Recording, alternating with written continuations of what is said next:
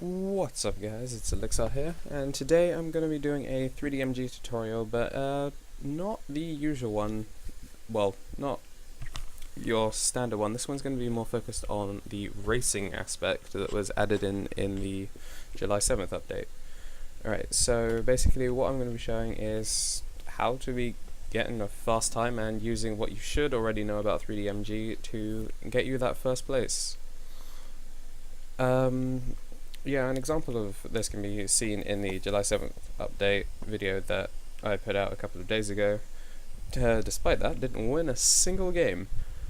But yeah, if you head over to that, then you'll be able to see how this gets put into practice. And if you aren't as well versed with 3DMG, then I'd advise checking out Skirazi's video, which hopefully this will be a video response to. Right, if you've done both of those, then let's get going. The first thing is, in single player it's a 4-second start until the race begins. Oh god. Okay, I'll just start it. Well, it's a 4-second start before the race begins, and in multiplayer it is a 20-second. And what you really want to do is, unlike what I just did there, you want to aim for the top of the first grey bar and use both hooks and click to cancel, to gas cancel, and you want to start doing that around 0.8 seconds. You can see the time up at the top, so that should get you nice and fast over that bar. The max speed of 203, and it can basically get you into first place from the start. And if you hook the top right wall after you're done with that, oh. See, the problem is if you go too early or if you overcook it, then you end up hitting the yellow bar. So it might be safer to go when it's closer to 0, but I'd say 0.8 is around the fastest time you can do it. So if you hook upright, that stops you from hitting the floor, because even though you can't see it, there is a wall there that stops you from going too high, and that greatly impacts your speed. Alright, now just for general moving, I'd say that you want to keep around the middle height so you're not hitting the floor. But if you do hit the floor, make sure to use gas to skid, and avoid hitting red at all costs, really. Alright, I move forward, so that's going to throw off my start. When I said the 0.8, that's going from the starting spawn position. Alright, so hooking the top. If you can, I'd also say to gas cancel, if you know how to do that. And going around corners, I tend to let go of gas for a brief second just so my hooks expand. And what we just passed as the first slalom, we go back to there. That is an important thing you need to master if you want to keep your lead, because most of the people that I've seen doing this, even members of my group, tend to smash into it. So it's the 1, 2, 3, 4th turn, I think. So you're going round to the right and then round to the left. I'd say if you can, let go of gas a little earlier than you usually would, because if you can get through that fast, then you won't have to shoot too many hooks to cross the first death gap. Also, sorry for the lack of quality of this tutorial. It's the first one I've done. I plan to do others maybe if this is popular or helpful, or both, preferably both.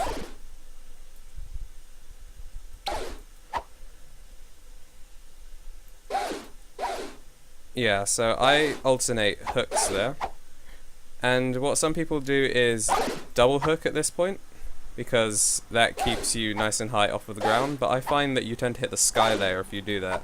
So if you're going to double hook, aim, I don't know, 3/4 up, but don't aim for the top like you usually would to get yourself some height, because you just hit the roof and fall back down into the death layer. So these green things here are the gas canisters, which refill your gas, if that wasn't obvious. You just have to pass through them. In multiplayer they're a little bugged, so they don't always work. And the slalom if you can keep to the middle, then you won't have to turn so much. Like I am. This is really quite a slow run. I'm just breezing through the course. And for the pillars, I'd say the gas boost function, which is just a double tap on any of the keys, is your safest bet to make sharp turns, because if you use hooks, then you'll just swing into something else.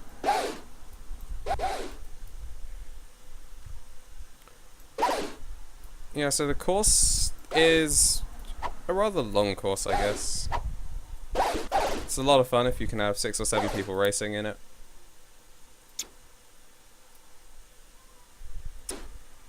Yeah, so just heading around. Once you get closer to the end, there's some really sharp corners that you can see here. I tend to aim for just before the different coloured pillar, which allows me to swing around it. And of course also letting go of gas. Using the see-through wall to your advantage is really what you want to do here. So you saw there I tried to use hooks to change my direction, which not only slowed me down but made me lose quite a lot of control.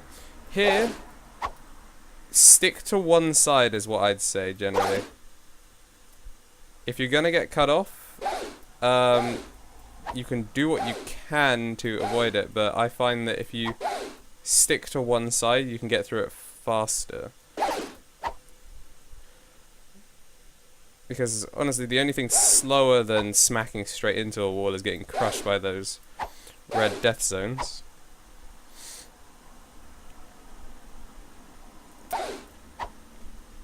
The good thing about using jump to skid at high speed means that you can actually keep your speed going at basically the exact same as it was when you're in the air for one jump. After that, it's done.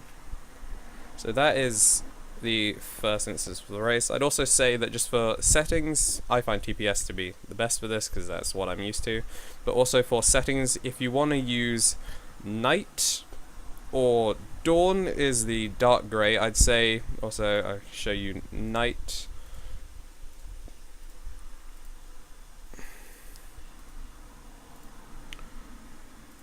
Yeah, night gives you a nice dark grey. And I don't know, I found that the arrows were easier to see on night, but I made the mistake of playing on day the first time I tried this, and it was incredibly hard to not only see just where the walls were, but just the arrows as well. So I forgot about the slalom there. I guess it's because I was talking. After this, I'll probably show you what all of this practice run will do, because obviously right now I'm not showing off that this tutorial is at all helpful. Obviously, if there's things I've missed, if you could leave it in the comment section below, and I'll try and revise that and see how it incorporates. Because obviously everyone has different styles of using 3DMG. This is what I find works for me. It also suits my general playstyle, which is quick, with minor thought into what I'm doing. I've been playing for a while now, so I guess thinking about hook placements doesn't take as much time anymore. But even though it's not really too well advised for just standard play, I'd say that if you do miss your first hook, it is important to make sure that you shoot that second hook as fast as possible. Usually for Titan slaying environments, I'd say actually wait a few seconds and make sure that your second hook isn't going to miss. Feels like I'm going backwards all of a sudden. Huh. Okay. Right. And just for reference, let's just hit the day just so you can see the difference that the times actually make. Yeah. It's blinding and horrible, isn't it?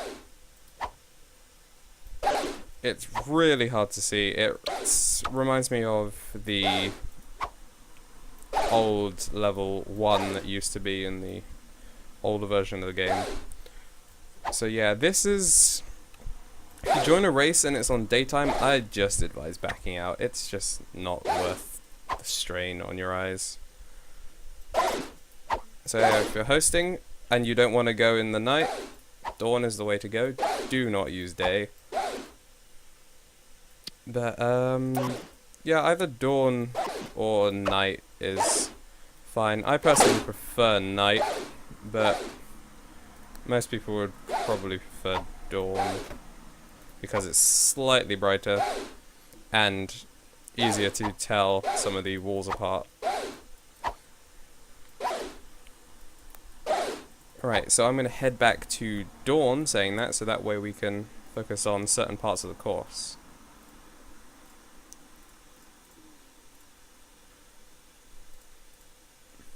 I mean, your character stats, you might have a different character that you use for racing, I don't know.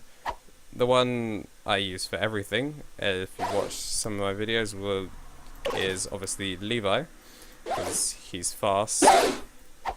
And his ridiculously short blades aren't a problem here, so...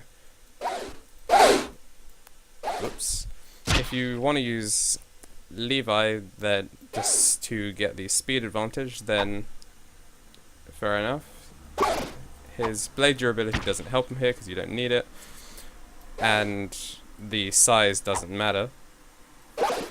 So really, his high acceleration stat gives him an advantage over someone like Mikasa, who has a faster ground game, but it's slower in the air. Some people use Jean because of his ridiculous gas, and if you are a fan of gas bursts, then I guess that could help. I mean, gas bursts is supposed to do 5%, so I'm not sure if it drains more for Jean. I don't play Jean, so I haven't tested it. But most of the time I'd say, since you have gas held down as long as possible, you can either pick a fast character like Levi, or you could go for the more gas efficient character in Jean. Or if you just don't care about stats and you just want to leave it up to your own racing ability, then just go for your favourite. And that's your favourite is Armin. Right, so yeah, I'm going to do a muted run and try and focus on showing just some of the things I've talked about and how they can help. I think my fastest time is close to 2.5 minutes, which for a course that actually is pretty long, I'd say it's a pretty good run. No one in the squad has beaten that yet, so... And I tend to win most of my races on public games, so I guess I'll backflip into a restart.